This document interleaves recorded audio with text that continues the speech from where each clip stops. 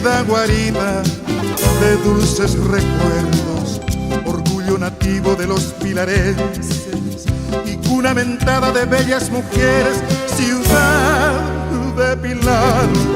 Tus camalotales del Ñembucú comentan sombríos los hechos heroicos de los Payaguáes, hoy ya en extinción. En la guerra grande cubrieron de glorias las cuencas del río, canoeros bravíos terciando en las luchas todo su valor. Ciudad de Pilar, Te quiero, ciudad de Pilar, te añoro, ciudad de Pilar, me muero por volverte a ver. ciudad de Pilar, Te quiero, ciudad de Pilar, te añoro, ciudad de Pilar. me muero por volverte a ver.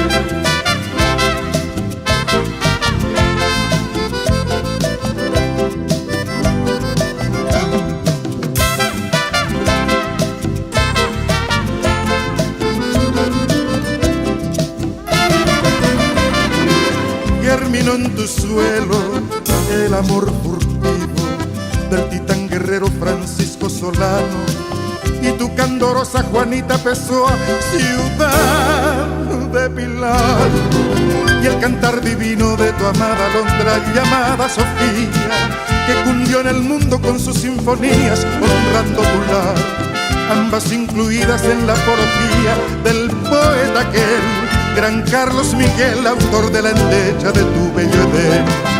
Ciudad de Pilar, Te quiero, ciudad de Pilar, te añoro, ciudad de Pilar, me muero por volverte a ver. ciudad de Pilar, Te quiero, ciudad de Pilar, te añoro, ciudad de Pilar. me muero por volverte a ver.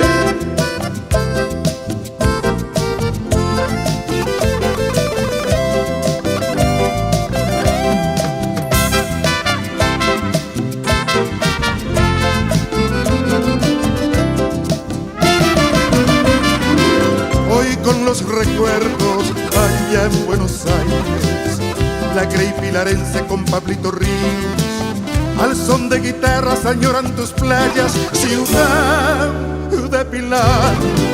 Carlos Federico, trovero aregüeño y un bohemio norteño, este ramillete de nostalgias traen de salutación. Tus hijos ausentes te lloran, te cantan de noche y de día, y van repitiendo con gran sentimiento cual una oración. Ciudad de Pilar, Te quiero, ciudad de